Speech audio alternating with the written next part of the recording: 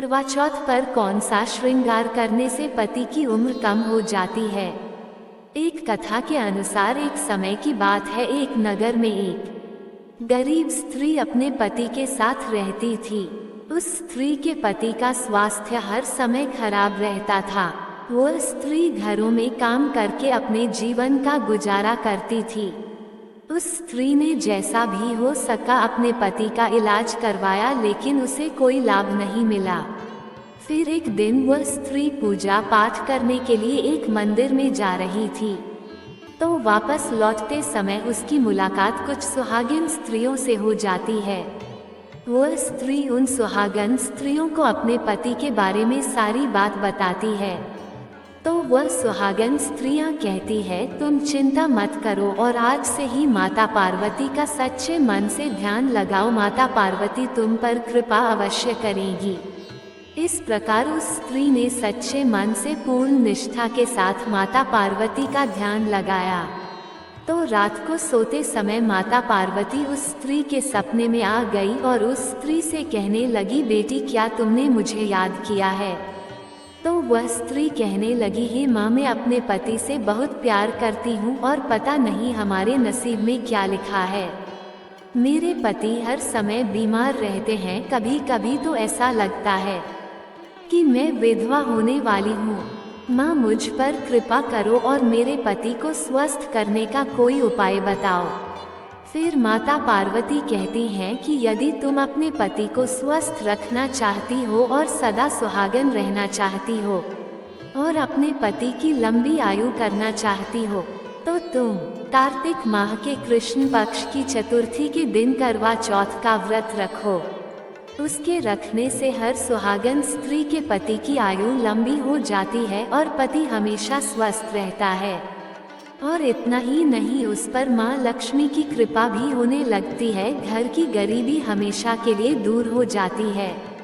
फिर वह स्त्री माता पार्वती की बात सुनकर कहती हैं, हे माँ, मैं करवा चौथ का व्रत हर साल रखती हूँ, मगर फिर भी मेरे पति स्वस्थ नहीं होते हैं और मेरे अंदर विधवा होने का डर बना रहता है।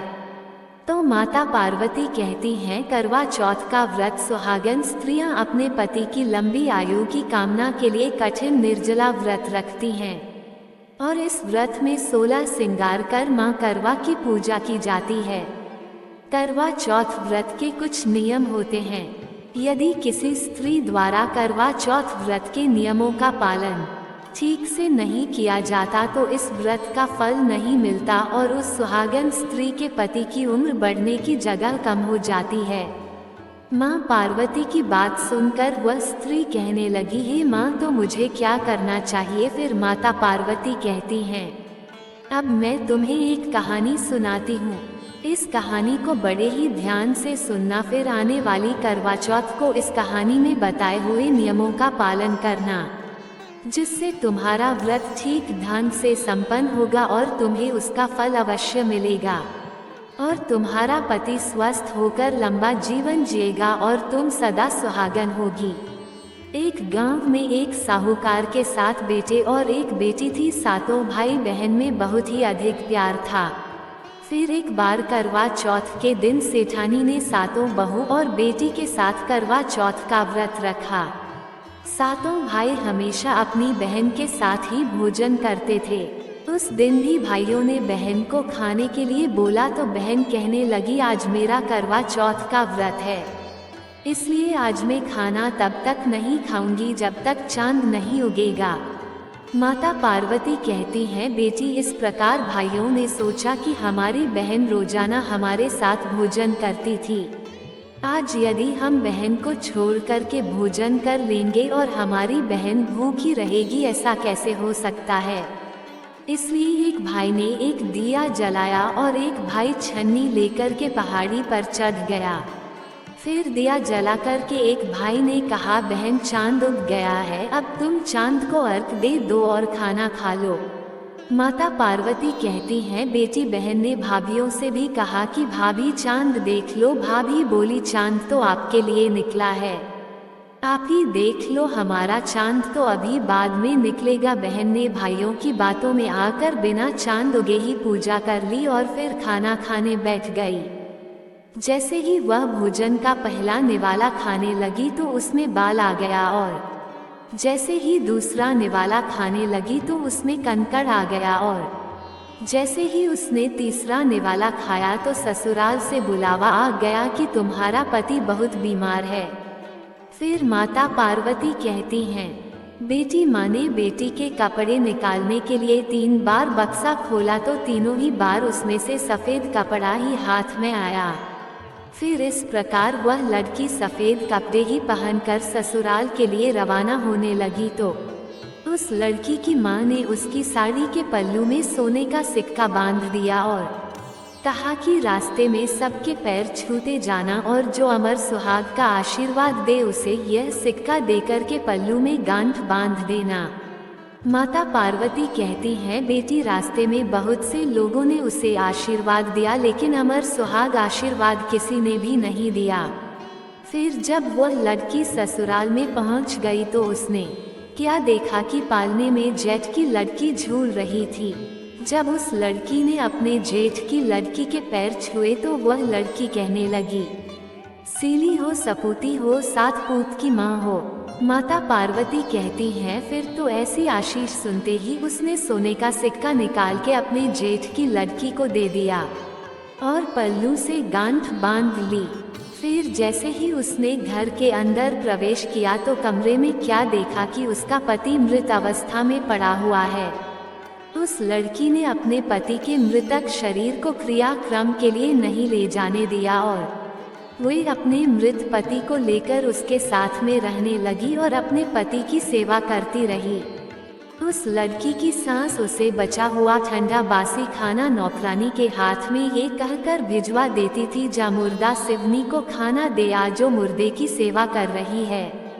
माता पार्वती कहती हैं, बेटी कुछ दिन बाद माघ महीने की तिल चौथ आई तो उसने माता से प्रार्थना की और कहा, हे माता, मुझे मेरी गलती का पश्चाताप है, मुझे माफ कर दो।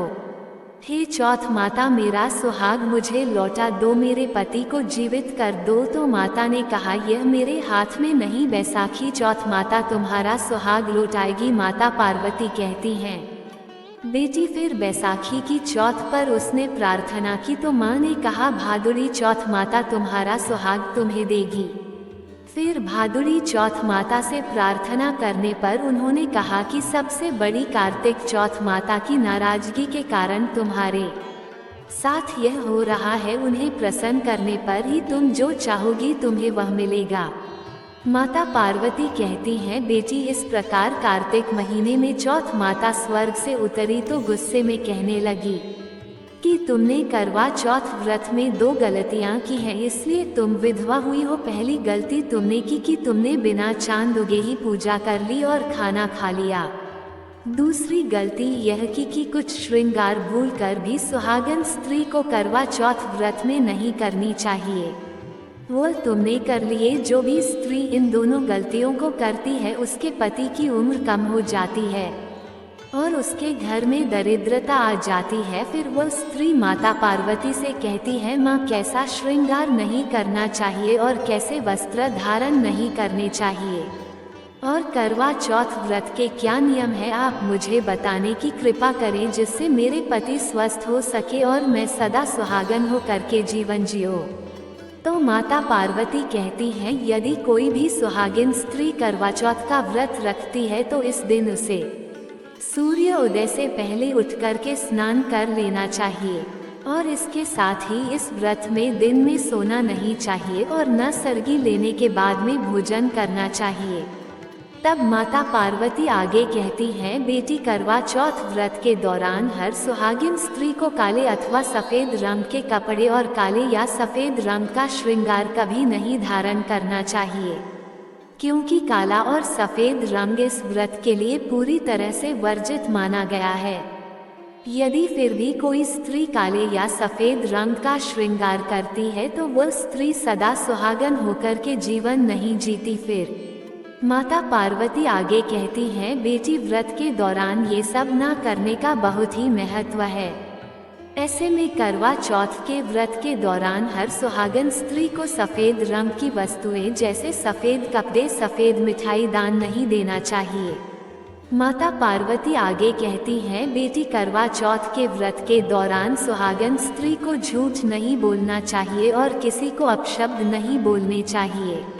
इस दिन भूलकर भी किसी का अपमान नहीं करना चाहिए। ऐसा करने से व्रत का फल नहीं मिलता है और उसके पति की उम्र कम हो जाती है। अब माता पार्वती अंत में कहती हैं, बेटी करवा चौथ व्रत में नुकीली चीज के इस्तेमाल से बचना चाहिए। जो सुहागन स्त्री करवा चौथ का व्रत रखती है उसे इस दिन सुई, धागे, कढ़ाई, सिलाई का काम बिल्कुल नहीं करना चाहिए, अन्यथा इस व्रत का फल नहीं मिलता। माता पार्वती कहती हैं, बेटी फिर इस प्रकार उस स्त्री ने नियम अनुसार श्रृंगार करके और वस्त्रों को धारण करके करवा चौथ का व्रत रखा और करवा चौथ माता के पैर पकड़कर क्षमा मांगी और विलाप किया, मुझे इतना बड़ा दंड मत दो, मेरा सुहाग मुझसे मत छीनो। आप जाग की माता हो, सबकी इच्छा पूरी करने वाली हो, मेरी बिगड़ी बनाओ, मेरा सुहाग मुझे लौटा दो, मेरे पति को जीवित कर दो। फिर इस प्रकार करवा चौथ माता ने खुश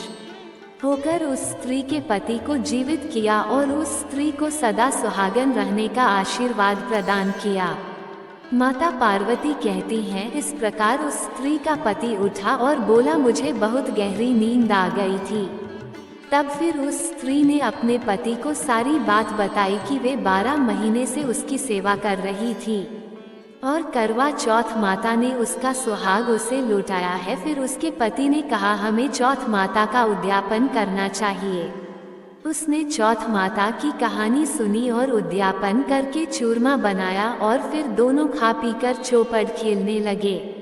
उनके लिए नौकरानी खाना लेकर आई तो वह देखकर के तुरंत जाकर उसने अपनी मालकिन को बताया कि मालकिन, आज तो मैंने एक नया नज़ारा देखा है कि बहुरानी जिस मृतक पति की सेवा करती थी आज उसका पति जीवित हो गया है, जो मैंने अपनी आंखों से देखा है। फिर उस स्त्री की सास ने जब अपने बेटे को जीवित देखा तो वह बहुत खुश हुई। फिर बहू से पूछा कि बहू ये सब कैसे हुआ, तो बहू ने सास के पैर छुए और बताया कि यह करिश्मा चौथ माता का आशीर्वाद है। फिर वहां पर सभी लोग चौथ माता की कृपा देखकर बहुत खुश हुए। फिर सभी स्त्रियों ने अपने पति की लंबी आयु के लिए व्रत रखने का प्रण किया और कहा, हे चौथ माता, जैसे साहूकार की बेटी का सुहाग तुमने अमर किया है वैसे हमारा सुराग भी अमर करना। उस स्त्री ने आने वाली करवा चौथ को विधि विधान से श्रृंगार धारण किया और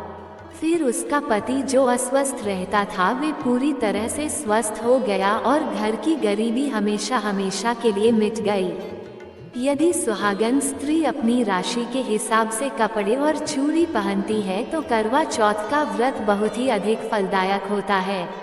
हमारी पहली वीडियो में आपको बताया गया है कि महिला को करवा चौथ वाले दिन किस रंग का कपड़ा और चूड़ियाँ अपनी राशि के हिसाब से पहननी चाहिए। दोस्तों, आपको ये कथा कैसी लगी कृपया कमेंट करके जरूर बताएं। वीडियो पसंद आया हो तो लाइक करें और ऐसे ही और भी बहुत सारी कथाओं को सुनने के लिए चैनल को सब्सक्राइब जरूर करें। धन्यवाद।